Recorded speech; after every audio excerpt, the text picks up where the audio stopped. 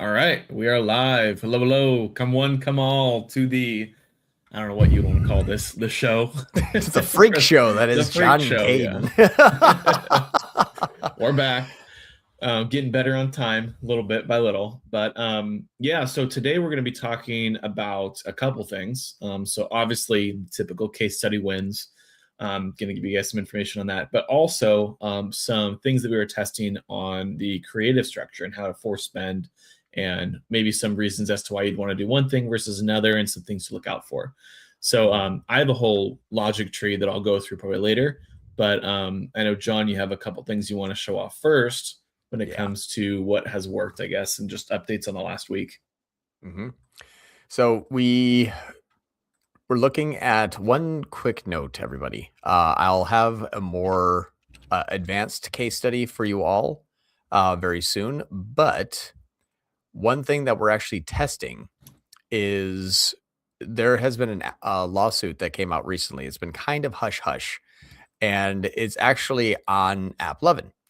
AppLovin is in a class action lawsuit because AppLovin is essentially stealing, traffic from other sources, calling it its own, and then taking a whole bunch of ad spend, and then also really pushing a stock very, very high. So I said, hey, this is the company Upper Clean. I'm like, you guys are spending 37 grand like a week on this stuff. And if you look at like the last 180 days, only 6 months, they've been doing it over a year. For the last 6 months, let me just pause this camera. There we go. For the last 6 months, you spent like 600K. Like it's not a small amount of ad spend. It's a decent size. And that's 600K for half a year. You're spending about 1.2 million on it, and it's growing at 240%. The funny thing is it's growing at 240%. Your top line revenue is still down 5.8% in the last 180 days. So I don't know where we're measuring this incrementality, but it doesn't look like it's working. And so I said, hey, you got a 2.52 and a $17 NCAC. What if we just like pause this out of nowhere? So we paused it out of nowhere. And what's funny is the 252 and the 241, we basically kept it 17, $18 NCAC and then hacked off AppLovin down to essentially negative 100%. It still says that it makes 6 grand after we paused it with 100 sales off of somehow 336 new visits for $1, which yay, AppLovin. I can understand why your guys are under a class action lawsuit. But even after hacking it off and everything, we did have a slight reduction in spend. But we know that this spend here, we've already made this case study 50 times on this channel alone, that this entire account has majority of all of its cold traffic from Meta. So I was like, shut off AppLovin. They shut off $1.2 million in spend. No loss of efficiency. Now they're going to reallocate that into Meta ads. But that what I thought was kind of funny is AppLovin, the class action lawsuit here is it's actually, multiple 2025 security class action lawsuits. The company inflated revenue and growth figures. I'm like, haha, I called that shit a year ago, bitches. But yeah, so that's fun. So if you're using AppLovin, just be careful. That is something that through or if you've been watching this channel, hopefully you've stayed away from it. But yeah, that's why I said AppLovin never looked good at all at any metric I've ever looked at it ever. And lo and behold, all of a sudden, multiple companies come out and file class action lawsuits against them. So that's fun. Who would have So thought? that's exactly who would have thought, except for us, like every week for a year. But yes, that's fun. Check this out. Here's something cool. The kill the king type of mentality where we did it with the like take that best performing ad and swap it out. We did that with Get Main Lobster this last week. We said, hey, can we take our main ad and can we basically take the ad spend and just kind of like crank it up on a new ad set. So you see the first day of increase was yesterday, but we had the last 7 days here essentially of elevated ad spend. Watch this. This is the full kind of interesting case study. We have to go all the way back to like August. I think it was even before August. I think we're in like September. But if we look at all of our ad spend and all of our purchases, we spent 146 of $173,000 on this one ad called Lobster Meat, and we had a long run with it. I mean, it was back in August, it was still spending $800 a day. Now we had to remove it down here just because this is the time period where they did test going over to what is it called? Gold Belly, but it failed, and so we brought it back online. But now we've got to build everything back up. Long story short, this was the one ad that basically doubled the company, though. Like it was so good. I mean, the hook rate was good at 44%. Like this thing was just a little engine that could. And it got a 332 per new cost required first time customer for the entirety that it was on. Now, And this was an all-in-one kind of ad too. Like it had like the hook and the offer and really good yeah, offer, good to exactly go right. kind of thing. Founder's ad. Yeah, all that. two free lobster tails upon ordering. Like exactly right. Like a really good offer. I mean, it was amazing. Got our NCAC from like 120s down into the 60s with this one ad, and it took 3 or 4 months and 150 Gs, but it worked well to bring the company back up to stasis. The problem is the other 54 ads we put into the year, nothing would happen. So you can actually kind of see. I said, hey, we have ads here. And let me just do this time period here, the last 30 days, because I need to see exactly what date range I don't want to showcase. Yeah, I guess this is pretty much it. This is kind of running here. Anyway, I got to find an ad that has a small amount of ad spend on it. There we are. Last 14 days. Amount spent, yeah, $2, $2, $2, $2, $4. So you can kind of see like a lot of these ads, the new ads that we put in here didn't really get much ad spend per day. It was like $8, $8, $21, $9, $15. Like we put these new ads in there, and all the way up into basically like a few days ago, we only had like first 2 days of ad spend, and we spent $322. And we said, okay, this is all we have to test. Like we basically spent $300 and said, all right, like, is this enough to make this the entire account? We'll find out. So what we had to look at first, what do you think the first thing we looked at? Hook rate. Exactly. Hook rate, because it's most important for spend. Hook rate, 48, Videos. 44, 51, 43, 55, 47, 67, and then Jeez. nothing. Gary V actually is one of our worst ones. We have Gary V that does the interview with the owner of Get Made Lobster. And then you Oh, got really? Mark there. That's cool. It's funny. Yeah, this is actually one of our like worst hook rates. It's ironic. But anyway, so really good hook rates, 40, 50%, 47% on average. And we said, great, we got to hit the gas. So we hit the gas on these ads. The amount spent went from $389 to $2,200 in that like kind of 5-day time period, or a 480% increase in the ad spend. The account as a whole during this time period essentially changed by 16%. So 1,900 to 2,300. Let me see if I got the dates wrong, because these dates look 7 days. Yes, the second. Okay. So we'll just go here because it was basically like a week when we launched everything. So there you go. So 2,700, $3,000, 10% change in spend. CPA in platform down 61%, down to $134. Really this is nice with there. AOS though. This is with AOS. Imports. Exactly right. So the case study is, can I spend the same, but can I drop my cost per new customer in half? That's a pretty big change. Yeah, pretty big. And then my new customers went from 8 to 23. So it's 187% increase in new customer acquisition. I was like, well, that's pretty cool for week over week performance. Let's see the previous 7 days, the 27th to the 2nd, which is the 27th to the 2nd, this time period here. And then the last 7 days, which is the 10th through the 3rd through the 9th, you can see our went from 62 new customers to 106, also known as a 71% increase in new customer acquisition. And that costs us a grand total of $300. So double the size of new customer, or double the amount of new customer growth for 10% more cost, all done by creative, focusing on high hook rates and everything. Now, what's funny about this whole thing is when you look at the ad set here, it's like, wow, it went down to 134, which means we spent $3,000 and we got 106. Well, I'm not a mathematician, but if you spend, whoa, that was a big calculator, 106. But if we look at the ad spend of 3090 divided by 106, this is a $29 NCAC, not 134. We had a $48 NCAC. So 48 went down to 29, which, yes, that is a 61% decrease. Remember, we're looking for trends. If spend stay good, this go down, it green, yay. Like that's it. That's all we're looking at. It's very, very simple. Yeah. And this is, like I said, with AOS, with new customers being imported in. So the data quality is good when it comes to Meta. If you see that same scenario and you don't have imports on new customers, then you have the fear of return customers potentially inflating that in the wrong direction. Yeah, so, which actually could have happened, because if we look at this company here, I appreciate you bringing up that point. Let me go back here.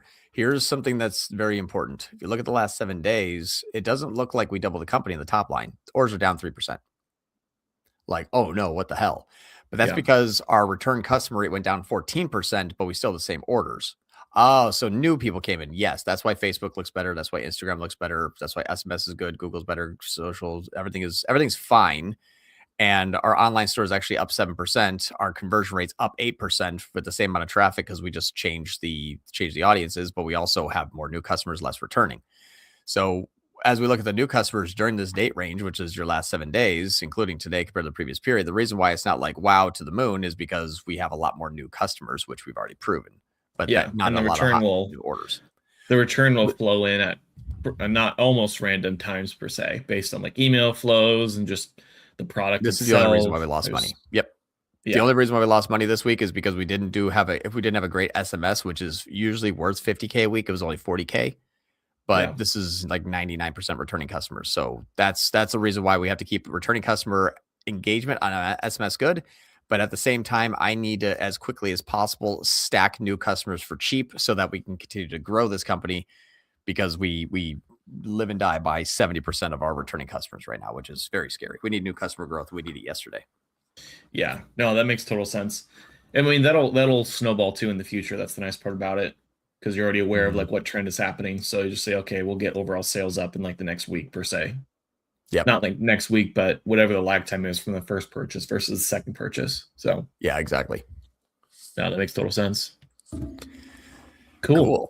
Do we want to go into, I guess, some more ideas on creative testing? Because I know that this is an area that is very complicated, and there's a lot of people out there that are saying, do this for creative testing. You present your side, and then I'll present my test at the same time. Is this way the audience will see the two different tests going on at the same time? Perfect. Yeah, and there's kind of a, I guess, logic tree to this that we're testing out. So let me do this first, and this will be familiar as to sort of like what we showed last week. But yeah, let me do this. Cool. I'm gonna full screen this. So a lot of times we run into the issue of high risk testing or unable to test the specific creative that you want to throw into the mix. Now, for those of you, I'm going to kind of go over the two different scenarios that accounts can be in from a structural standpoint. So we have the scenario of if someone is just running, let's say, a core campaign, so a lot earlier in the process, and you're just saying, okay, this is all we have. Or the scenario of someone that's running, let's say, the feeder campaign with the core campaign. So if you're in the school group, probably very familiar with this. Both of these scenarios, this, I guess, logic can still work for testing. So the thing that we're trying right now is, or things that we tried first, is if we were to say, okay, we have one CBO campaign, so we're running just the one core campaign. How do we throw in more creative if we're saying, hey, we want to test this new creative, but we already have a winning concept? So we already have the winning core ad set here, only one ad set, so we're not doing multiple ad sets at all. We either have one of these two scenarios. So we add in the creative, and then the new creative obviously gets spent, and then it starts getting tested. Sweet, you don't need to do anything there. That's like, 50% of the time that can happen, kind of thing. And it also depends on the age of the account and all that. So throwing creative into one core ad set, sweet, it starts working, it spends, good to go, right? So that's, don't need to do anything else there. If it does not, though, happen to where you are not able to test the creative and it's just stagnating around like super, super low spends, then we come up with the idea of saying, okay, pause out the king creative like we were talking about. The issue with this is that, yes, it will get the creative to spend. And as John just showed you, pausing out the king creative or the winning creative helped from an NCAC perspective. It's still high risk, because if you were to pause that out and those ads didn't perform, then you're obviously in a scenario where you're not, you're going to have to turn back on the previous ad and you're going to be back at square one. And so the couple different ways that we are testing right now, or the couple different things we're testing, are these two scenarios over here. So let's say that we have the original test for spend with creative test setting in Meta. So that's a setting inside of Meta to allow you to essentially add in a creative test under the one ad set, and then force spend into that particular ad set. So that's the first thing that we're testing. The other thing that's being tested that we talked about last week is adding in another ad set, or I guess you can say creative ad set. Now, the problem, there's a couple scenarios here. So the way that Meta functions is it will deduplicate the data from one ad set versus another. Meaning that if I have one ad set that is winning, that ad set is going to get priority over the test ad set on what's going to be attributed to it, right? So we're going to see a scenario where obviously the core campaign is going to look a lot better. And we have the issue, like we talked about earlier, where we don't know out of all the traffic that's being siphoned into it, we don't know if it's top of funnel traffic, middle of funnel traffic, or bottom of funnel traffic. So it's kind of hard for us to get a clean picture as to what's going on. But the idea still holds to where we just want to get volume in here and then carry it over to the other campaign so the algorithm knows. So that's what John will cover in just a moment here. The other area, like I was just mentioning, is test forcing spend inside of the same ad set so you don't run into the issue of these ad sets sort of fighting against one another to try to get priority over, who comes into the mix and who gets attributed based on just the audience pool. So by combining the creative and forcing spend under one ad set, the idea here is that you can more cleanly see how the funnel would function. And it's a lot more efficient to where you don't have to carry over this one ad set creative over to this once you find a perceived winner. So yeah, that's the general logic tree as to what we're testing on. If creative doesn't work, if it doesn't work again, then we go into this kind of end stage over here. But the green is what we have tested and what we have data on first. So yeah, John, you want to jump into the ad set to kind of go over what you found with that? Yeah, I'm actually testing in a slight different way due to, I think, the always it depends circumstance. Oh, if you have this, then we got to do that. Okay, I'll share screen here. Sure. So what I'm seeing is I'm doing a little bit of a slightly different way. This is that Vermont Glove Company. We've had this one campaign since May of last year, and we've had the same ads on since May of last year. And this ad that basically is still getting, a small amount of spend, but there's only $1,700 and there's 98 active ads right now. This ad has been on for forever, kind of thing. Like all of these ads have been on forever. Now, the situation that we would use Caden's example, I couldn't necessarily use this here. Yes, I do have an ad that has a high amount of ad spend at 750, but it is an ad that if we look at the last 30 days, it's only, 12 days old. So yeah, this makes sense that this ad is going to be new and thus getting the most amount of ad spend. However, I don't really have many things that I can kill. I have some ads that spend 13 cents and 5 cents to still get a sale. So it's like, I don't have anything that spends too little. I literally can't spend small enough kind of thing before it just like falls off a cliff kind of stuff. But I said, how would I not upset a year's worth of what I would consider one to be the most perfect campaign builds I've ever done and scale the company 50% at a 10x with one campaign? So I said, I don't want to mess up anything, and I don't have anything that is spending too little that I can get rid of. I've just been adding in creative on top of adding in creative, and I'm already at 98 active ads for $300 a day. Like, I'm at capacity. So I said, okay, well, what if we did this? What if we made something called funny ads? So the funny ads, we have an ad that is completely different concept. I mean, we use adult humor, sexual adult humor as an innuendo, and we're going to see how social this social ad can be on social media. So, it's okay to do that social funny ads on social media. So we said, we're making a funny ad, and then we put these ads in there. As you can tell, they're called hand jobs, and it's funny because he uses the word hand job as a joke because he's talking about using, your hand for a job in a glove. So we have, again, we don't want to just say like, I'm going to put an ad in there and I'm going to make it, let's see if it works. No, we have 15 different variations of this one ad. So that's rule number one is if you're going to do testing creative, don't just test a one-to-one time to one avatar that Meta picked once. Do a bunch of different variations, find out what works, why it doesn't work. Make that concerted effort. If I have one new video, I said, great, give me 14 more. Like that's the way that Andromeda has to work. So I have 14 ads. I'm going to allow it to spend a maximum of $50 a day because that's the most I will allow this to kind of hurt the main campaign if this doesn't work.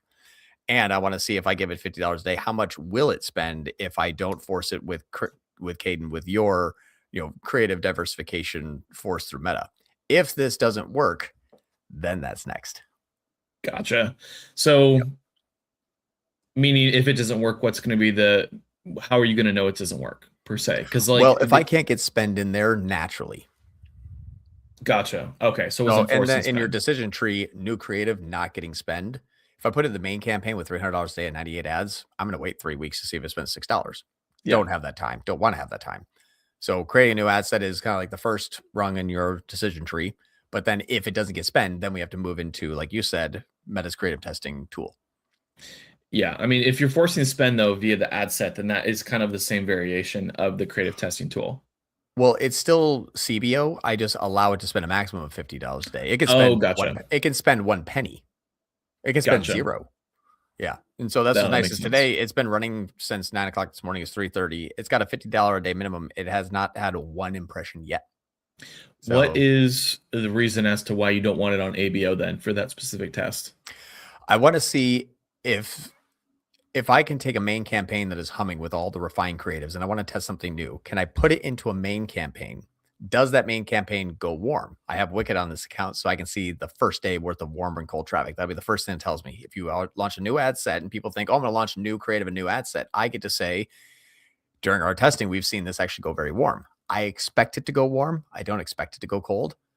But I also want to have the ability to control it in case it has amazing hook rates and sucks up all the spend, but it's just crap performance. Because they said the word hand job, great, yes, but we have 100,000 big goofballs like John Moran here. May not buy anything, but the hook rate was 90%. So I wanted to have that compartmentalization. But a few things I'm testing the algorithm. Will it get spend? If it gets spend, does it get good results? If it gets good results, does it get more spend? Yeah. If not, I normally would have to hack off the best performing ad in replacement for these ads. The problem is I have 100 ads that I can't touch. Yeah. So what do you do there? How do you get 5 ads ad spend if you have 100 live ads that have built a company at a 10x spend incrementally for 40 grand? Like, I can't touch those. Like, that's the best campaign I've ever done. So what do I do? That was the reason is I'll take it one step at a time. Here's new ads. Don't care. Can you spend a little bit more on it? Don't care. Okay, now we got a force spend on it, like kind of thing. So that's what I want to see is if these, like we did with Get Made Lobster, we uploaded 5 ads. They got $8 a day. I gave them $500 a day and then dropped almost double the amount of new customers for the same cost. That's how powerful creative is. So if creative is that powerful that we could double the size of the company in a week, will it self-adjust to the most powerful? If not, then yes, we still have a lot of work to do to make sure that we can optimize that ad set to the highest degree, not leave it up to Meta to figure out what's going to work the best. Because we've noticed it stops halfway to gold.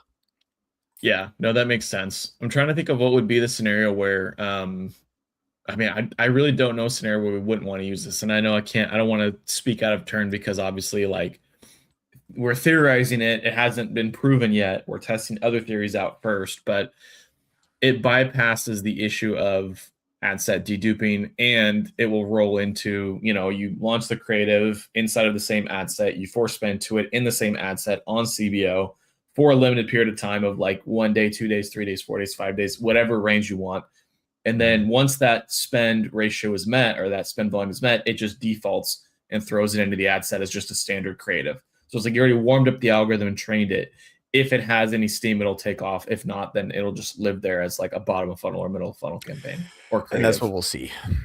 So, yeah, because we're still trying to identify, like if we force a spend, Meta will spend where it knows it can spend. We want to force where we know it should spend. So if it says, hey, I got a whole bunch of people that are going to love this ad, they're going to buy anyway. It's like, I don't want that to work like that. I want this to say, hey, we're showing this ad to brand new people every day and all 80 out of 100 love it. That's what I want. Did they buy? I don't care. They love it. Let's do more. And the other thing too, what's the next thing that usually happens? You buy from them. Well, and the other thing too with forcing spend on creative is that there's different audience pools as well. So you're going to have some creative that resonates like you just had in that scenario, or at least you're theorizing that scenario with a different concept that maybe you can push that to like, I don't know, $1,000 a day. And that's that audience for the efficiency you want. But then you also have other ads that are focusing on just like the general benefits of the product, like FAQ ads per se. Where it's like we're just going through all the rebuttals and then going back and explaining why the product bypasses that. So it seems like this is a way to farm out audiences without disrupting, I guess you could say, the current sticky audience on what we've been talking about. So yeah, I'm super curious. Like I said, this is theory at this point. I'm putting that out there one more time. But if this works, I'm going to be dancing over the place because this solves so many problems. This is kind of a closed loop of every single issue from like the decision-making process is solved, meaning that if you have creative issues, you can do this, still lump it into one ad set so it bypasses deduping, making sure that it doesn't split learning, making sure like you could throw this in the feeder as well, which this would actually be maybe another theory question for you. So if you were to add in volume of creative tests and you have a feeder campaign, so let's say you have product A and then you have the core campaign. For the feeder campaign, this is just my thought, but I want to hear yours. On the feeder campaign, I would assume that you would want to test that specific product on that first to force spend over there, and then just add it into the core campaign, because then if it works, the feeder will pull it into the core. That was my theory too. So I have the Advantage Plus, the men's feeder. Last 30 days on this account, we spent 25,000 or 26,000, and it's been running since the January 23rd. The January 23rd to here, I already know top line metrics, $48 NCAC, and we've increased at 18% more new customers in men's compared to 12% new customers in female. And this is the first men's customer campaign we've had. And it's growing at 76% faster than female. So yes, it's working, yada, yada, yada. I know these metrics. We looked at it today. Good to go. But like you said here is we're forcing spend on these here. So the spend's up 1,000%. Basically, we're like, hey, just force spend on there. Now, of course, the people that were looking at this campaign said, oh, no, it's not working. Because obviously the CPA is going up as we're gaining a lot of more cold traffic. And it looks like we're only up 558% new customers from 30 to 191. Fine. But it is actually producing like $48 new customers, and it's great. So it is something that we know works. And what we looked at here is sorting descending amount spent. Could we also see the creative that's working as well too? Mm-hmm. Yeah, this is the creative that's working well here. American Tall versus other brands. We're talking about like, hey, this thing is going to not look like a kid's shirt on you because you're tall. And then clothing for tall people, if people don't know. Yeah, that's the concept. Are you tall? Yeah. Do you wear clothes? Yeah, you're in. Like, it's pretty simple. Super niche. Yeah. Are you alive? Yes. Tall? Yes. I got a company. You look better with these products. Here's the, regular versus ours. Right. I mean, we go much more in depth. It's more upper scale, middle class, 35 years old and up and that kind of stuff. But yeah, it's basically like, are you tall and do you wear clothes? It's fairly simple. So the best one that we have right now is the split screen inside of that campaign. In the new user acquisition, the amount spent most on the products, if you sort descending, is none of them. Reasons why is this new user acquisition campaign that has spent a pretty penny, like 1.4 mil, is so sticky to the women's audience that it will not turn into anything else. It just has to become the women's. So what ended up happening is they spent $1.4 million in this campaign. And if you look at the amount spent concentration, it's already 275 and 200 grand. So that's like what basically 450,000 out of 1.45. So basically 33% of all of our ad spend was spent on women's pull-on pants. Now, if you look at the top line for this company, the 70% of our sales are pull-on pants. And so that was the conversation that we're talking about with breaking them out in categories and what categories do we want to grow and everything. We said, okay, well, we have women's pants. That's pretty much all we sell. But we have 20,000 customers, been in business 10 years, make $600,000 a month. Like, how do we grow out of this one audience? And that's we said, well, we'll do the men's. To the men's, we pushed into it. Put the men's assets inside the main campaign, didn't get a dime in ad spend. Literally went nowhere. But they're in there. I don't know where they are. There's 101 of them, but it's somewhere at the bottom. But the top performing men that's also in the women's, lowest. We also noticed that 71% of our men's audience shifted out of the main campaign and went to the men's feeder. So the men's feeder is now turning into the men's campaign. The main campaign that had just too much women's spend has to, unfortunately, turn into the women's campaign. Wow. So it kind of is. So we're seeing it grow. Remember when I said sticky pixel? That's what I mean. You spent $1.5 million cultivating hundreds of millions of ad impressions and to tens of thousands and hundreds of thousands of audience members that say, we love your brand. But it's going to be like, you just spent $1.5 million investing into this. I'm not just going to chuck it because you paused the campaign. That's interesting. I'm surprised because, you could segment by age, I guess you can say, and location, but would this be a justification to have two core campaigns then, since the audience is so different? The feeder campaigns that we're testing to see if the main campaign can push, we found out the main campaign cannot be pushed if it has a certain level of spend or has been doing something for a certain amount of time. It's like teaching an old dog new tricks. It's actually better just to buy a new dog. So we're going to be now buying. See ya. Sorry, Rover. Look at the sunset. Look at the flowers. So Right? bad. The Walking Dead scene. Oh my God. Look at the flowers. Tammy or whatever her name was. Yeah. But Yeah. that's exactly right. Yeah. Unfortunately, that campaign just now has to turn into the women's campaign, but the men's campaign could not penetrate the women's camp. That was horrible choice of Whoa. words, by the way. Yes.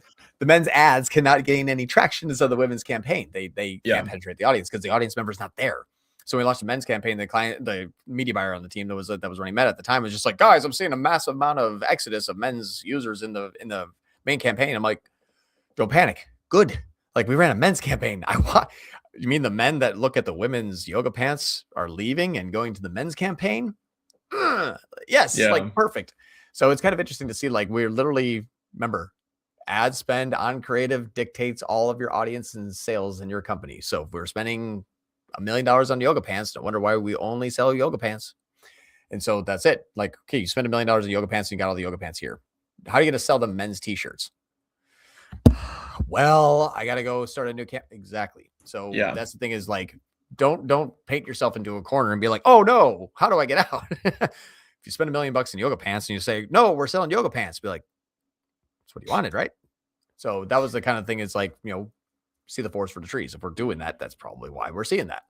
It's a cart before the horse. So yeah, it is definitely, if I can get spend into those funny ads and it could overtake it, I'll blend those into the main campaign. Maybe, or I might just pause them because they're not as evergreen. We're going to see how this dynamically evolves with company needs. It's a lot of fun though.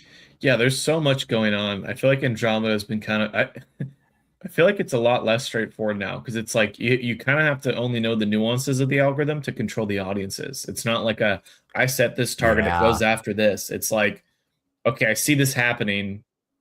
What's going on? Because I'm just thinking if there's a couple ways I guess you can do this. I wonder if it makes sense, and we'll have to see. I mean, this is obviously future testing, but I wonder if it makes sense with the idea of creating another core campaign. So you have like core female, core male for all products, and then you have the feeders with all the individual products that you want to push towards the core male or the core female because the ICPs are so different. I wonder if it makes sense to have like a male conversion action and a female conversion action for the products. There's like a filter on that, but it seems like the pixel itself is not really going to segment based off event like we previously saw. So getting down to that level of granularity gets a little nerve-wracking if you're not as familiar with the audience. I had that same thought. I was like, well, what if we just remove the women's from the men category and remove the men's from the women's? Like, makes sense, right? Like, why not? I can outsmart myself. And then I realized that we actually spend more in the men's feeder on women because 75% of the men's pants are purchased by females. I see. Yeah. So I was like, oh, that would have been dumb. That makes Think sense. about me. Like, I'm a person married 16 years. I'm wearing nothing I bought myself. I mean, it's this shirt and these pants and these socks. Socks were bought by my daughters for Christmas, and my pants and my shirt for my wife. That's hilarious. Can't ignore real world scenario because we have too much data, right? So that's hilarious. Like, right. No, it makes sense. Yeah. It's just that's interesting. So it's the same ICP right? At the end of the day, then. Ad spend and ads. That's all it is, folks. The same. We spent $1.7 million or 200,000 of the $1.5 million. I mean, that's what's so funny is like we've made this too hard on ourselves for everything. For all people in all walks of life, and I feel like an idiot for figuring this out 10 years late. But that's what I was looking at. Basically, if I have the last, well, if I'm just looking at maximum, like screw it. What did we spend since 2023? And that's where we look at the reports here and we look at the total sales by product and we look at the product filter, which is our product type. And we look at our product type contains a W dash, which is, this is essentially the men's versus women.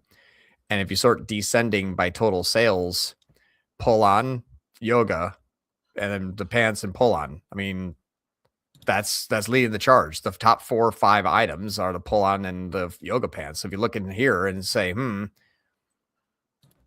are we kind of, duh.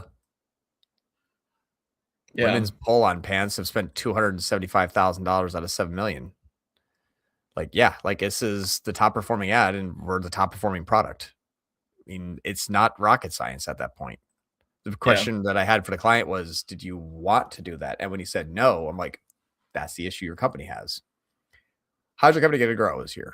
Not exactly sure. What money do you want to spend on? Not exactly sure. What are you spending on right now? Don't know. Should be 90% yoga pants? No. Well, then we have an issue. So once we identify that we have no idea where the money is being spent and on what and at what time and at what increments and at what increase or decreases that week, I'm like, he needs maybe new media team.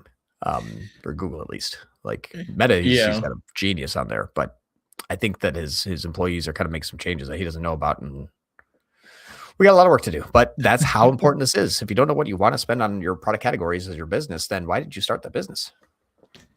Yeah, well, stuff. I mean, you're gonna learn that stuff as well too as time goes on, because like you might have like a starting goal and then like an end goal to how to scale into like a full business. Like a hero product versus not. But if You you're said you had spending an that end goal. That's what I said. Where's our end goal? Yeah. Well, end goal is end goal is profit, I would assume, in like 99% of scenarios. Yeah. So, But then that's what's cool is like, I would agree. Now, if we have 7,000 SKUs and we sell 2 of them, what do we do with the other 6,998? yeah.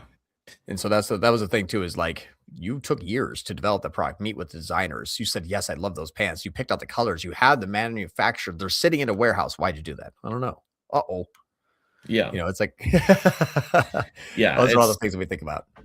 Well, and it's lateral scale too. You want to have a bunch of different products so you can scale a little bit in a bunch of different areas. So then if, for example, something happens, you have a lot more stable business. So it makes a lot more sense to do it that way. But I think we don't have an out of stock or an ad disapproval take down 40% of the paid media that week, right? Crap. Yeah. My camera's glitching. Hold on. It froze. I'll keep going. Do you want to do some Q&A or do you want to? I know we did. I don't think we have any Q&A so far, but I do want to ask one question on the Google side of the equation. So I wanted to talk more about maybe how the same idea can come into play on Google with shopping, or if that has been tested before. Because I know that we did a previous video on Google where we said consolidation versus segmentation. And I wanted to see, I guess, where you stood on that, if it was still kind of the same scenario, because I know that Meta is kind of the leader when it comes to these decisions on algorithms, and Google kind of follows what Meta does. So Google's kind of a secondary. I definitely think that you should always segment when you can. Obviously, if it's men and women, fine. If it's pants and shirts, fine. If it's blankets versus jackets, fine. But letting Meta dictate the future of your company gets a little scary, for sure. And this is a company that we are very large equity partners in, that is selling clothes. They do very well, about $500,000 a week in sales. Yippee skippy, all good stuff. Now, the reason why this company has $615,000 this week in gross sales is because of that segmentation and spend on all channels. So if we're going to be growing basically like year over year, we're going to try to double the company every year. So we hit 11 million year 1, 22 million year 2. We're going to keep going. But it is not clothing brand, by the way, too. Clothing brand. Yep. And it's not a happy accident. This was a very concerted effort that took months of planning and years of forethought. And then you run it, and it is the easiest thing since sliced bread. So we figured out once you do your MMM, and if you're not familiar with MMM, learn it to the basics. We know what we're going to be spending and what the scale levels are for the channels throughout the entirety of the year. Obviously, October, 75, 155, but Black Friday, 110, 250. It's always still skewed, though, 66 or 60, 40, sometimes 70, 30, Meta Google. And then we got some, remarketing on TikTok, remarketing on Pinterest, OTT, essentially remarketing, and then our total ad spend. So this is the big piece of the pie. This is only like $700,000. So we have a lot of ad spend that is going to scale, and then this thing is just going to kind of run in tandem with it at about the same cost. So our scale is obviously happening here. Question from 80, real quick before you jump to the next thing. So how did you get, and just for the audience, how did you decide what the budgets were? I don't know if you can give like a quick rundown on that. If not, totally fine, because it Yeah, might be a longer conversation. it's actually a really high tech kind of it's a think tank meeting where we take our graph and we do this. And then we say, okay, that was 100% growth. That's 100% growth. We spent 100% more. Let's spend 100% more again. That's it. That's a highly scientific approach is Yeah. how did we do quarter over quarter? What is the growth and what's the relative? I'm not going to scale here and then drop spend here. That's not the right trend. Yeah. So So you it's got to based do it on for past years' historical data for the trend. Got it. exactly right. So if I say last 90 days, but I compare that to the previous year, I'm still close to like 100% over 92% top line. Great. Like gross sales, not net because this is returns and other stuff, but gross sales this last 90 days compared to last year, we're still 100% up. But if you look at another quarter over quarter, we're still 100% up just at levels that look like this. So we're basically just trying to draw a line year over year, expect seasonality, and then push 100% more during that time period. So Q1, 10 grand, Q1, 20 grand, Q1, 40 grand, Q1, 80 grand, Q1, 160 grand, Q1 just always keeps doubling essentially. Very, very simplistic, but trying to double the business and then following seasonality. Exactly. So I'm going to kill cameras. We're going to look at the products real quick. Here's something important. If we look at the last 365 days, and then we compare that to the past previous period, then we look at this and we have the same thing here, last 365 compared to the previous period. You're going to see some definitely some oddities on things. Like our skirts only went up 11%, where our corsets went up 110. This was a concerted effort to only put 13 grand here, but 60 grand there, and 50 grand there, but only 25 grand there. So our tops versus our dresses versus our skirts versus our corsets versus a little bit of money in inbound search just to have a placement there, and then 2 brand campaigns. So when we're looking at the skirt year over year, you can actually see that the number of items sold is 28 and 27. This, we pretty much restate this. We built the entire company on this one product. You can kind of see what leads the charge.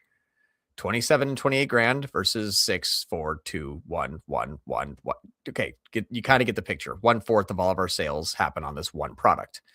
That one product has not really grown year over year. It just made the company. So while I do not want to pull back on it because it made us popular, I really can't grow much more audience members because our impressions on Meta has kind of reached the entire United States population already. So probably not a lot of ramp there left. But because we've started the company on the skirts, it doesn't mean we can't sell everybody that loves our skirts, our corsets, our dresses, and our tops at 24, 57, and 110. Gotcha. So if I say, hey, you like the skirt? Yes, I do. Do you want another skirt? No. Do you like the skirt though? I fucking love the skirt. You don't want another one? No.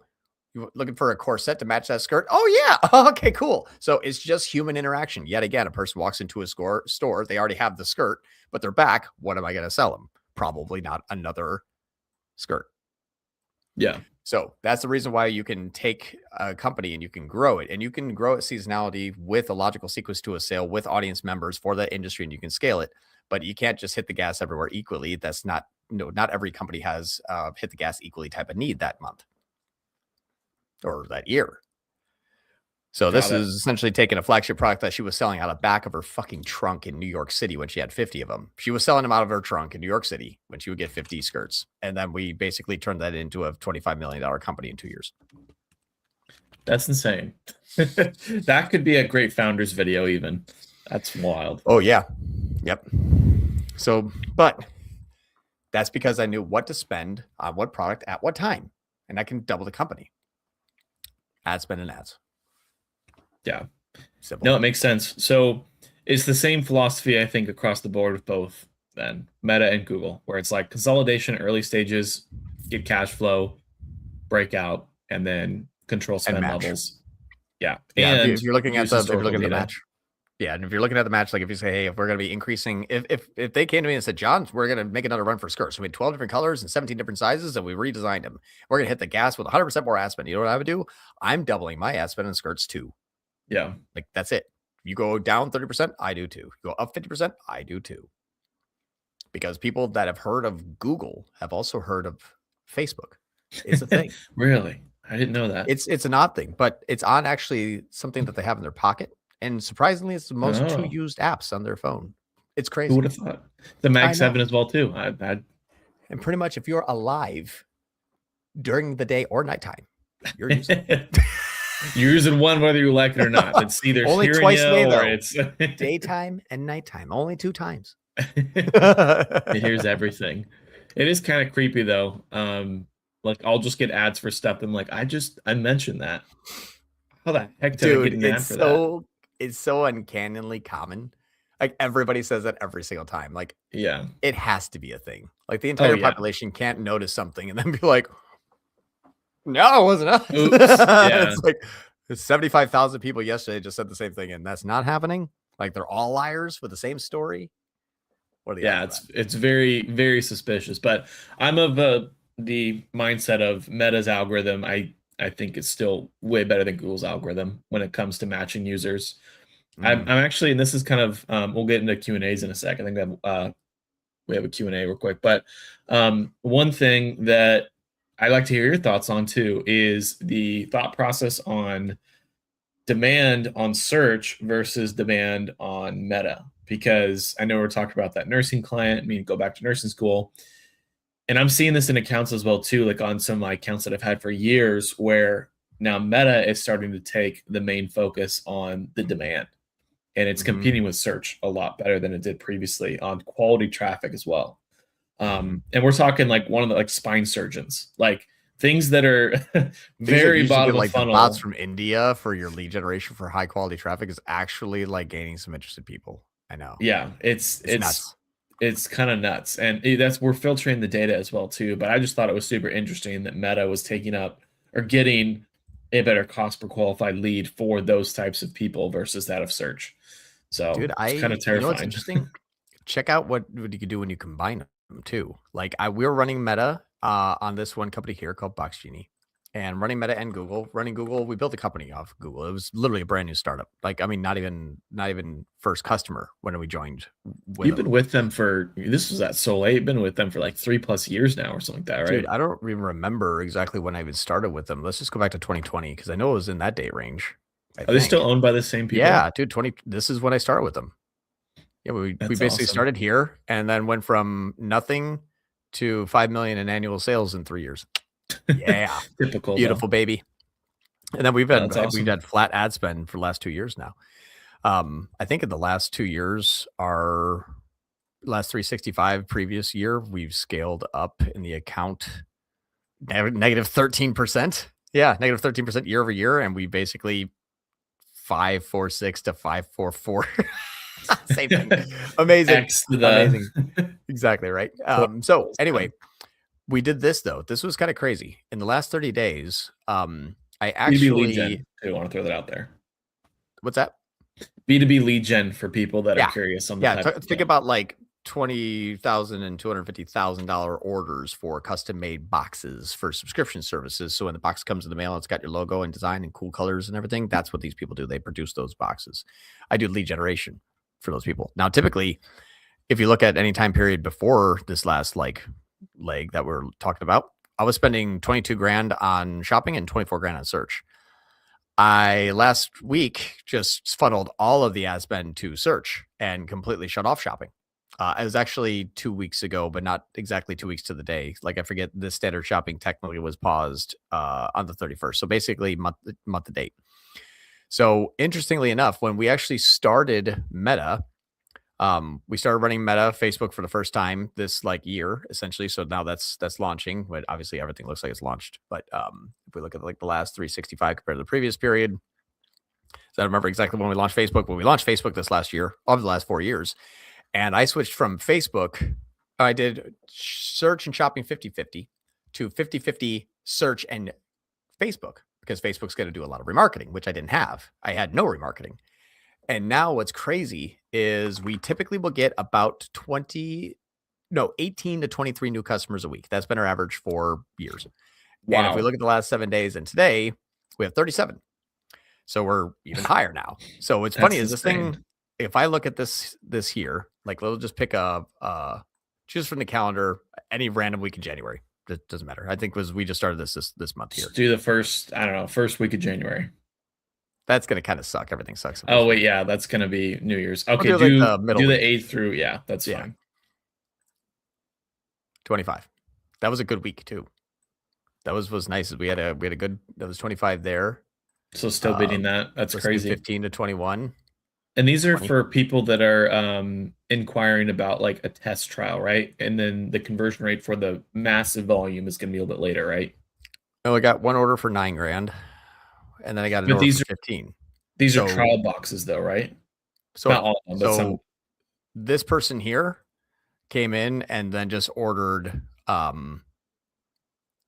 30 of these, 570 of those, and spent 10 G's. And that was first order. First session was direct to the store because obviously you can't see shit from the UTM parameters because those are all junk. But I know we have Cappy import. First page they visited was the checkout. Yeah, that's possible. Thanks, Shopify. But anyway, we already know that. But yeah, it's definitely starting to see. There was 20 that week. And then that was the week of this 15th. The next one, the 22, 19. So like we're barely like 25 was like max. Now we're hitting like 36 and 37, and we're spending the same amount of money. So search and shopping dropped shopping, search and Facebook basically cut our cost per new acquired first time customer down like 40% last 2 weeks. Wow. And all I did was just shut off shopping because I told the client, I'm like, hey, if you're saying I'm going to order 40,000 boxes, are you going to click a shopping ad or are you just looking for a company? He goes, I never thought about that before. I said, I didn't either. I said, typically, when I buy something, you're clicking on shopping ads. Shopping is usually best for e-commerce. But if I'm looking to spend $250,000 with a company, I can give a shit about your shopping ad. I want to know everything that you have on your website. So we're like, let's just hop out of shopping for a minute, dump all that ads into search, and boom, it worked. Wow. I know, crazy, right? Theory.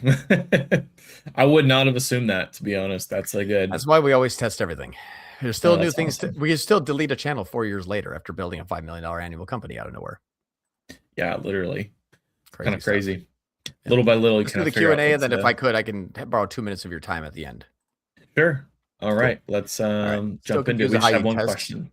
Yeah, still confused on how you test the CBO main campaign. I have the hero product situation using feeder, but some weeks we flatlining. So the test the product test the ad in the CBO, the main campaign, you have a few different scenarios. One, you can choose to change the new concept. Like if you say, hey, I have a hero product. What if we created like 20 new ads about that hero product, creative diversification, UGC, product testimonials, that kind of stuff? Could you grow that where you're not flatlining and it's actually gaining some spend? Because if you have creative diversification, you can get hook rates you can get spend you can get growth you can get user in the pixel you can get more traffic, and then traffic equals sales, and you can spend more on those products. So it's kind of like the first thing you want to do is start generating a mass amount of ads and then see if you can turn in from some weeks of flatlining to this thing continually grows, because I just keep giving a new constant creative. Like Get Maine Lobster, hero image or hero video for 6 months. Kill it, replace it with 8 great new hooks, cut my NCAC in half. Took 5 days. So like those type of things, it's like creative can solve now most issues with the current structure of digital marketing for a lot of companies today. Yeah, and obviously for Meta, that's one of the main reasons too why I think Meta is, like, in my opinion, the way that you can scale businesses a lot further than Google. Whereas Google's like after post click is more so where you have the leverage on Google. Exactly right. But cool. Alrighty. This was a good one though. Good little check-in. But sweet. I think next week we'll have more data on these tests or how these tests went.